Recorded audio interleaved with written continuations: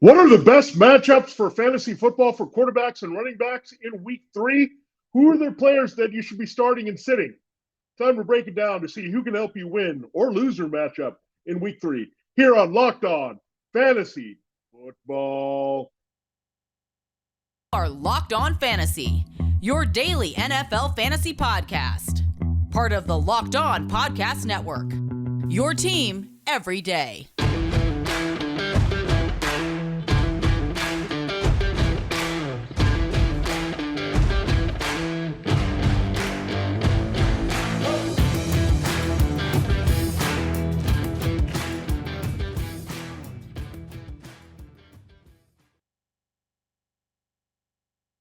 Greetings, everyone, and welcome to another edition of the Locked On Fantasy Football Podcast.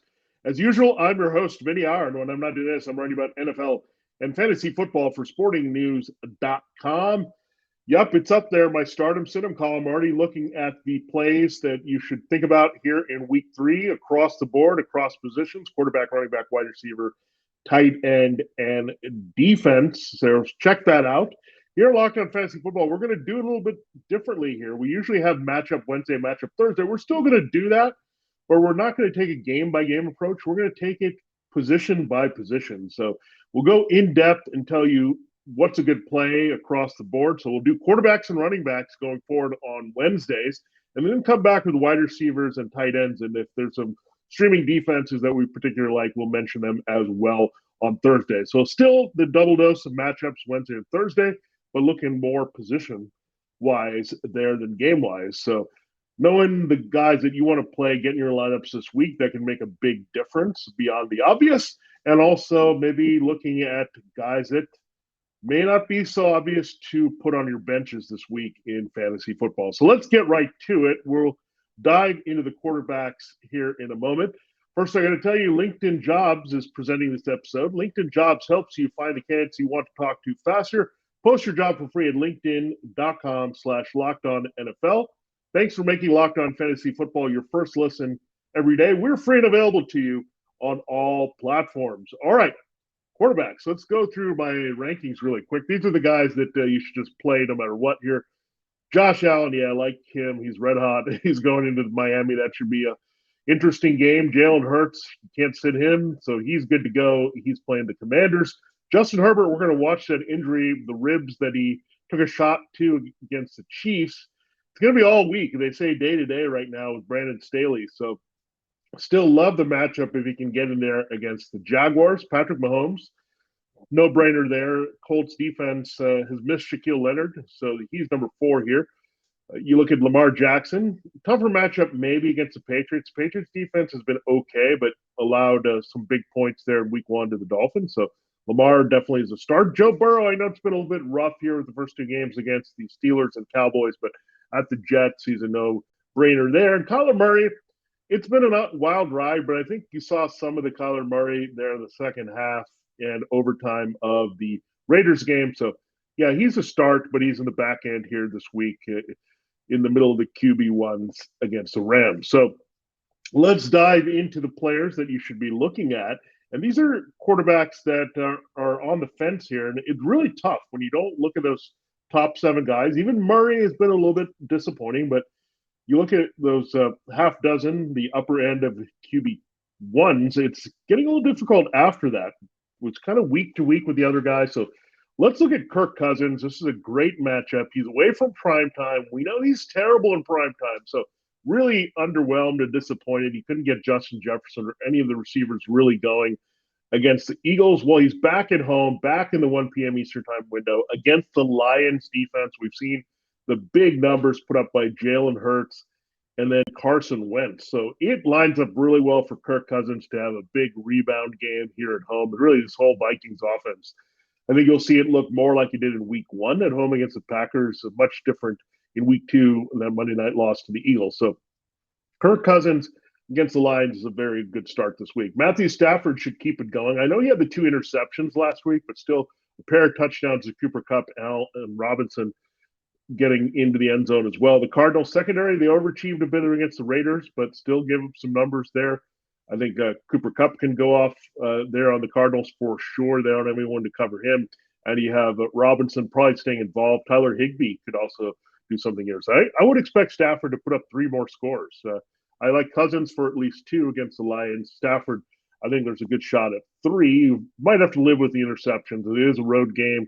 You could throw in the middle of coverage where Buda Baker or someone's sitting there, but you got to live with the picks with Stafford. We did it last year, right? I mean, he led the league, tied with Trevor Lawrence with 17 interceptions, but he got the 40 touchdown passes. So you weren't complaining too much. Just something that you have to roll with here with Matthew Stafford in fantasy, which doesn't affect us as much as it does in reality. But be careful of the picks really racking up, then it's taken away from points. Because you get 4 picks up there, that takes away 100 yards, or 2 picks, I should say, with the -4, takes away 100 yards or almost a touchdown. In passing 4-point leagues, it takes away a whole touchdown. So something we want to monitor a little bit with Stafford, but the matchup is too good this week not to play him.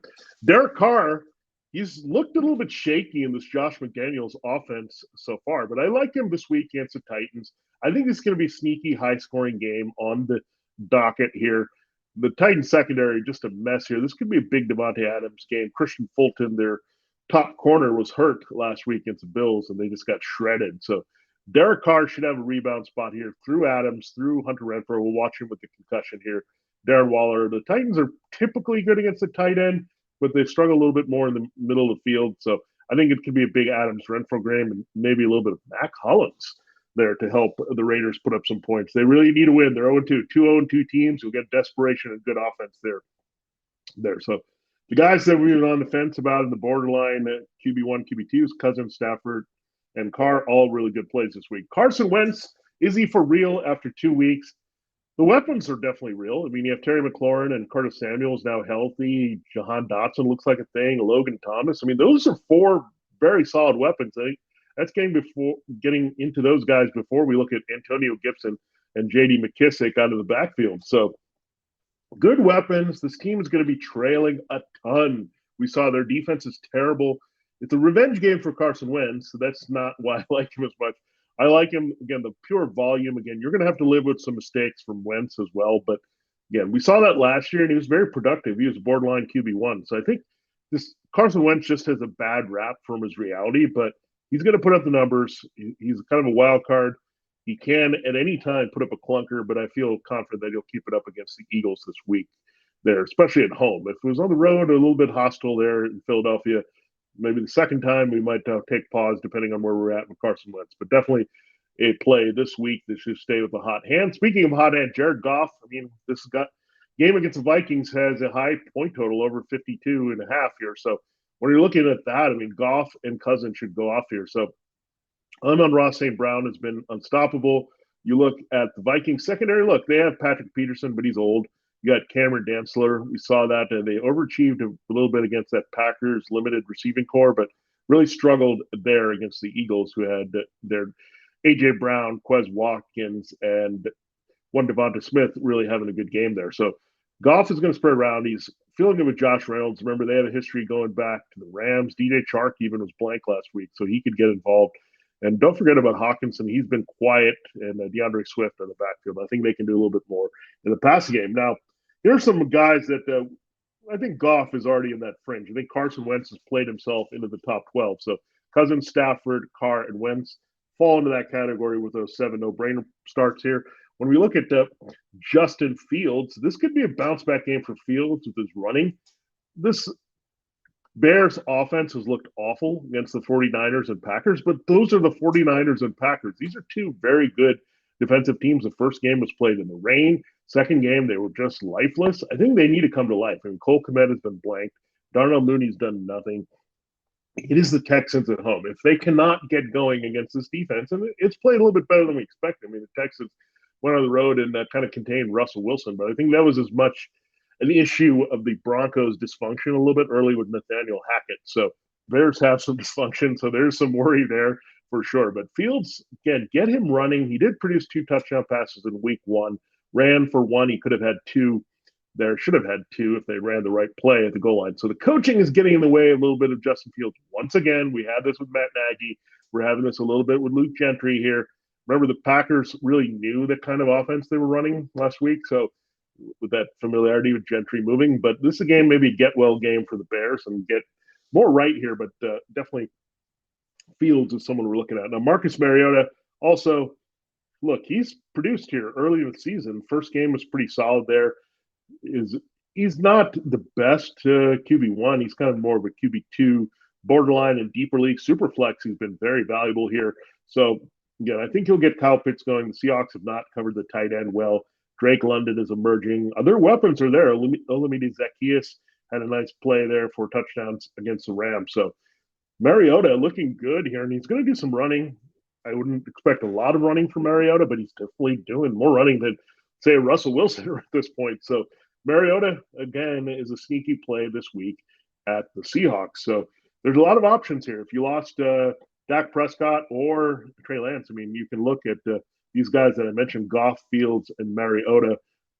Matt Ryan, we'll talk about him. He's a borderline guy. I would not play him in any other situation than tournaments this week. It's just hard to trust him at this point, especially if Michael Pittman Jr. is out. But contrarian play maybe in a tournament situation because he's going to have high volume, at least we know, against the Chiefs. Ryan Tannehill, another guy I like against the Raiders this week. I think Derrick Henry is going to get going. When Henry gets going and Treylon Burks is more involved, I think you'll see Tannehill have more of an impact here. So there you have it. There's a breakdown of the quarterbacks that can help you win your matchups this week. We'll talk on the flip side of the guys that I didn't mention here that are not great quarterback plays this week. We'll do that in our next segment here on Locked On Fantasy Football as we break down quarterback and running back start sits. Don't forget, tomorrow we will do the same here with wide receivers and tight ends.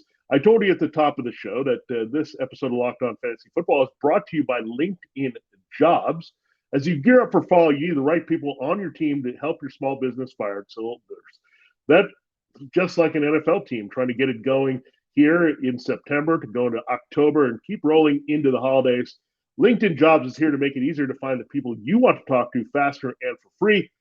Create a free job post in minutes on LinkedIn Jobs to reach your network and beyond to the world's largest professional network of over 810 million people. Then add your job and the purple hashtag hiring frame to your LinkedIn profile to spread the word that you're hiring so your network can help you find the right people to hire.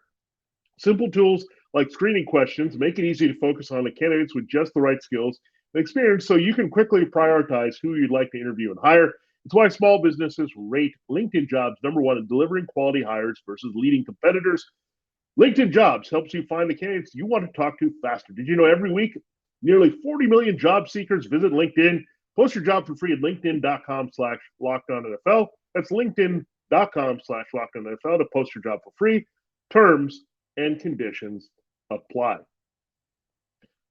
All right, it is time to continue the show here on Locked On Fantasy Football, and we are looking at stardom sit-em here for quarterbacks and running backs. So we took our first segment to look at the quarterbacks we want to roll with this week. Let's take the guys that we want to peel back, and then we'll get into our running back starts here that we like. So Russell Wilson, yeah, we got to pause on Russell Wilson. It's been two shaky games. The 49ers defense coming into Denver doesn't appeal, especially Jerry Jeudy a little bit banged up there with the shoulder injury. I expect Jeudy to play, but he hasn't been all that effective. This 49ers secondary with Charvarius Ward has been pretty good. The pass rush with Nick Bosa getting going here. So I don't want to see Wilson out there on my fantasy team until Nathaniel Hackett kind of figures it out. And I think the 49ers and their scheme and having Bosa and Fred Warner and what they can do on that side. I mean, they pretty much shut down the Bears. They got fluky 2 plays there that happened there with Fields, and Seahawks couldn't get anything going. So looking at Wilson, just not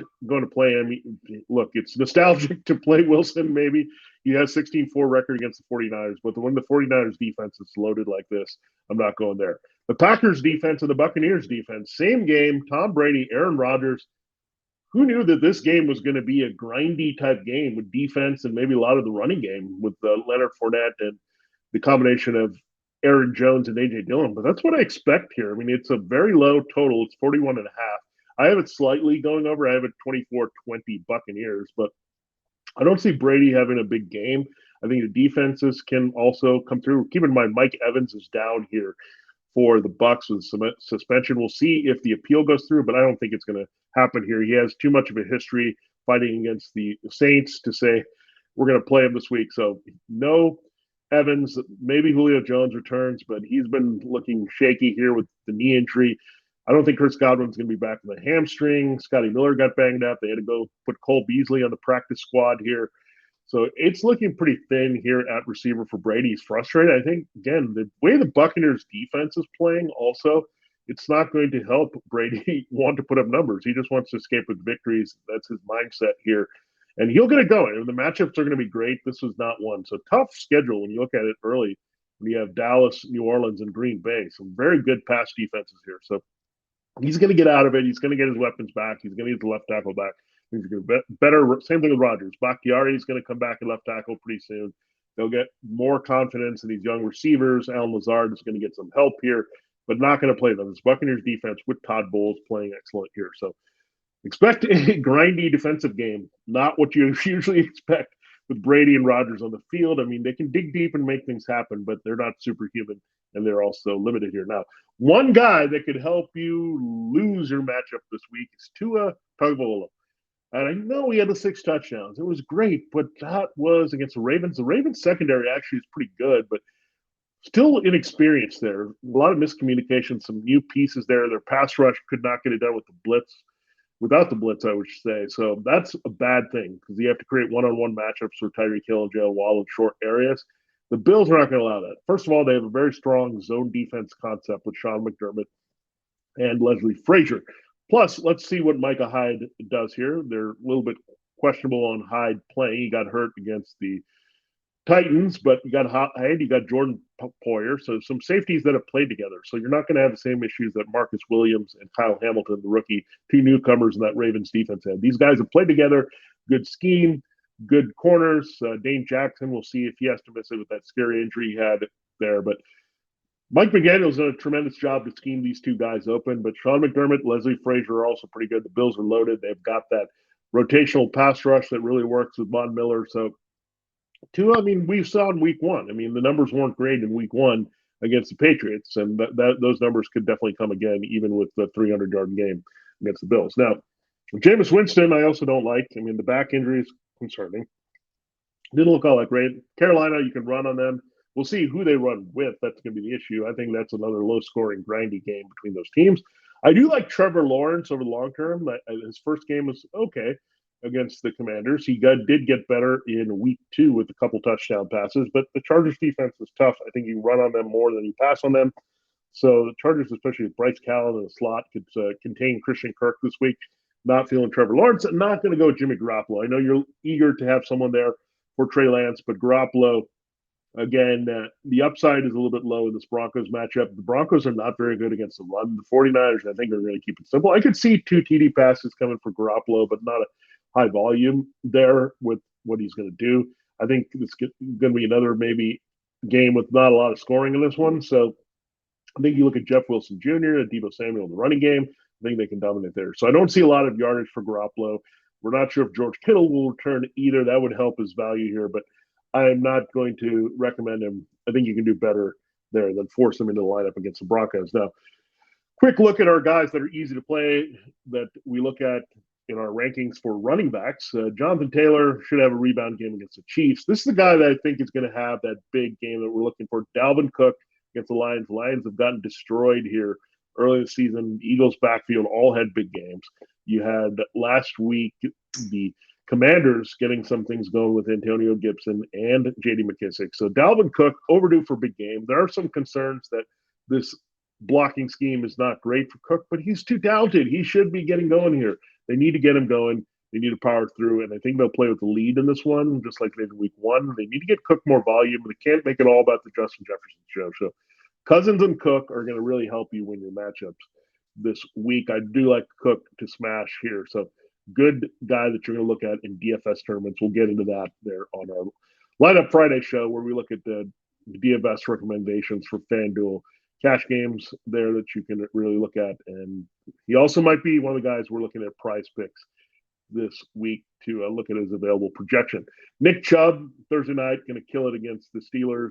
He's dominated 3 touchdowns last week. He regrets not scoring, regrets scoring, I should say, late in the game. Fantasy managers don't, but he said he should have taken a knee there, run out the clock. They could have beaten the Jets. They could be 2-0 going into this matchup, but Steelers can't stop the run. We know it. So good stop there for Nick Chubb.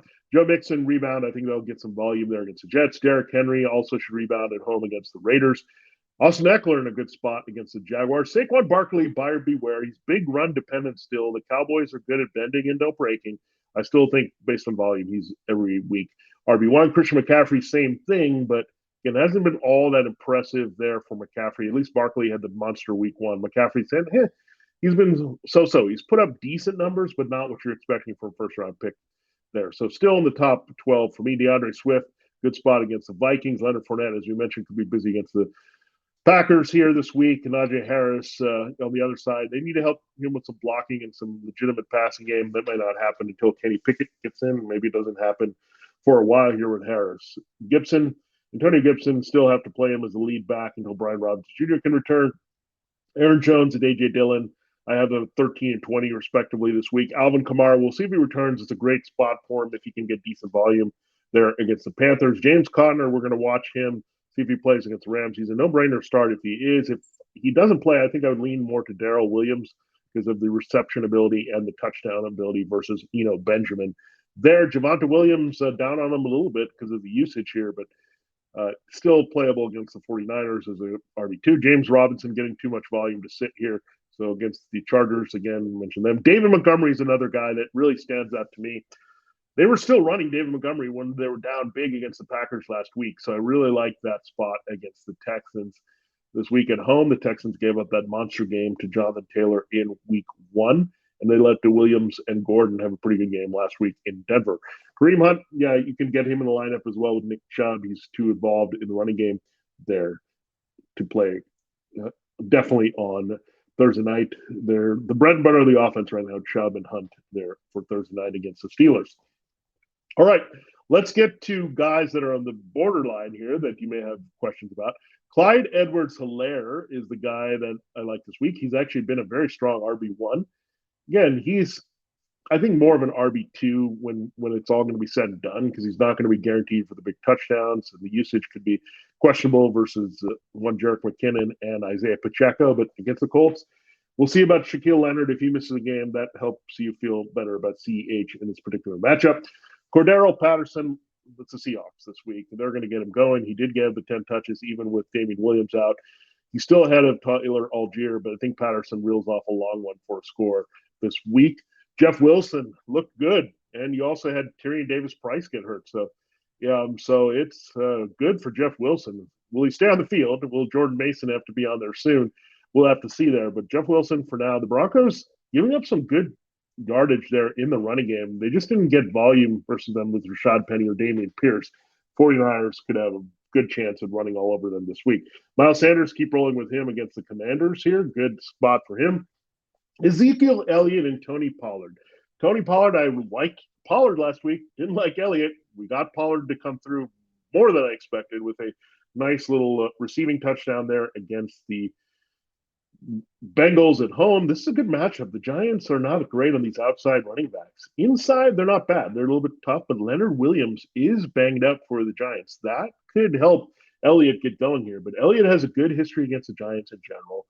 This is what the Cowboys need to do a little bit. This is the kind of game, low scoring, where they can stay in the game, help Cooper Rush. So I like Zeke to pop in the end zone this week. I think that's what you're going to hope for. I don't see a lot of yards rushing, maybe 60, but especially with Pollard involved. So I could see both of these guys scoring, Pollard having a nice scrimmage day.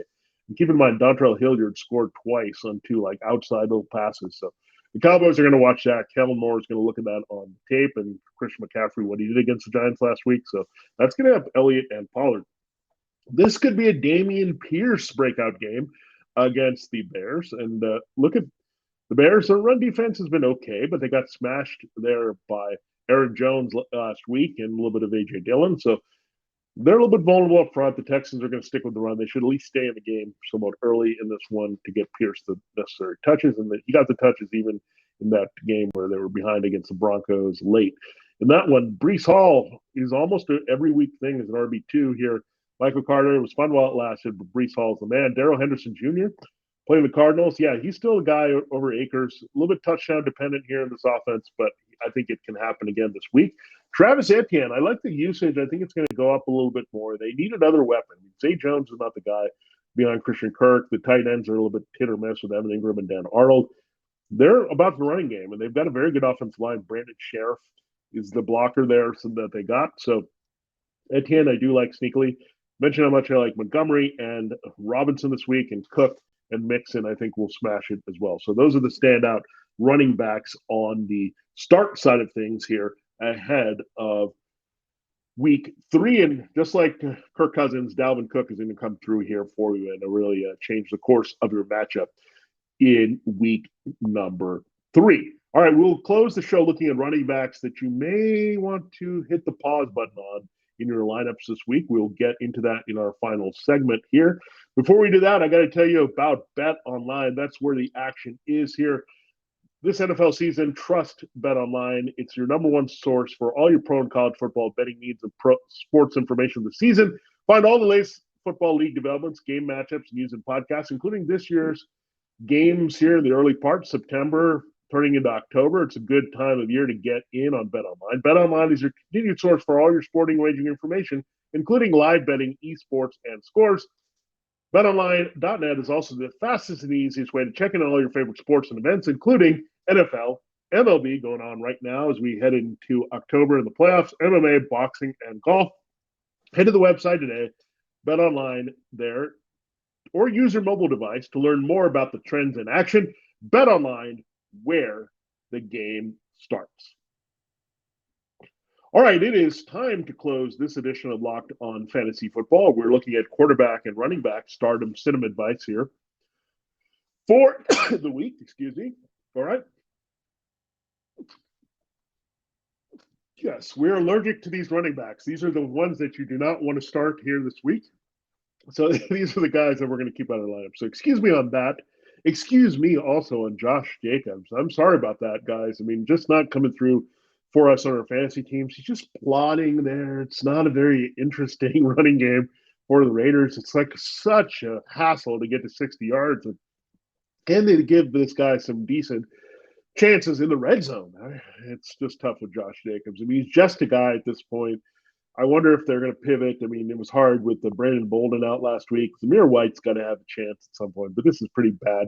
Titans typically are good against the run. I know they had the major lapses against Saquon Barkley in week 1. Devin Singletary looked decent against them last week, but I think the Titans get on track a little bit against the run this week at home. So they typically play better defense at home. So Jacobs is not also Saquon Barkley. So keep that in mind. He doesn't have that ability to reel off those same long runs. So I'm going to park Josh Jacobs this week, allergic to Jacobs in my lineup this week if I have him. Now, Damian Harris and Ramondre Stevenson, what are the Patriots doing here? Look, Damian Harris was pretty good. He had the 90 yards, but Stevenson can't seem to get that big role, even with Ty Montgomery down and no James White in retirement. So let's try to get going against the Ravens. The Ravens are a tough team to run on, however. We saw that. The Dolphins couldn't get going with Raheem Mostert, really. There weren't back many great numbers there. And week 1, I mean, forget it with the Jets and Breece Hall and Carter. So I don't see a lot of success here for the Patriots, especially if Damian Harris plays. The knee, then split situation, not looking all that great. So limited returns there, especially if you're in half point or full point PPR. Devin Singletary not feeling it. The Dolphins have been actually very good against the run early. They talked and stopped Harrison Stevenson there in week 1.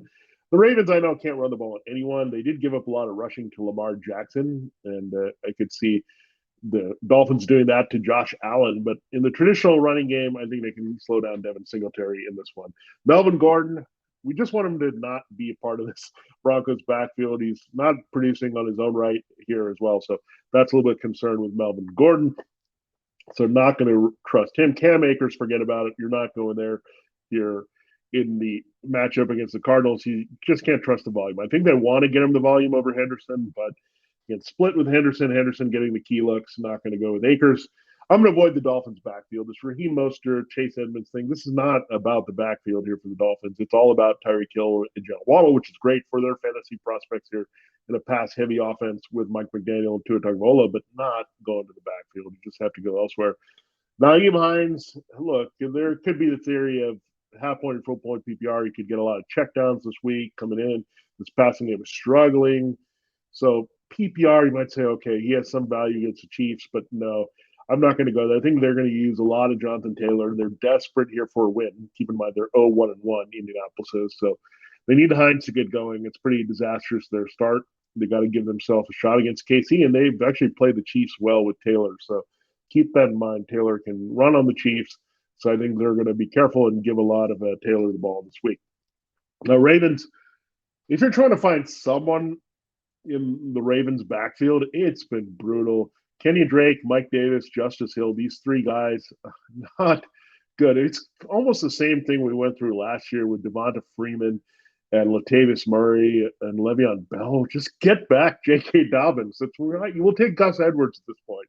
But no, you're not starting any Ravens runner not named Lamar Jackson here in week 3. And if you're desperate and you want to dump somebody in there, Justice Hill, if you want to grind to 25 yards, you might be able to get that from Justice Hill, but you can get 25 yards from a lot of players here in week 3. So there you have it. There's a breakdown of our matchups. We did it by position here. So we did quarterbacks and running backs today. Thanks for making Locked On Fantasy Football your first listen every day. Now, our next episode will be focusing on wide receivers and tight ends. We'll also give you a few defensive recommendations there here for week 3. So it's a different version of Matchup Wednesday and Matchup Thursday. Still the same information, still the in-depth analysis you're looking for each situation here and to know which players to play or avoid in a particular week. We're still going to bring that to you on Locked On Fantasy Football. So new and improved, we're giving you the information you need to dominate your season-long leagues every week. Now make your second listen to the Peacock and Williamson NFL show. Brian Peacock and former NFL scout Matt Williamson give you the expert NFL analysis you need in less than 30 minutes. It's free and available, just like this show, wherever you get your podcast. For Locked On Fantasy Football, this has been Vinnie Iyer. Have a great day, and we'll break down more of the matchups of week number 3 tomorrow.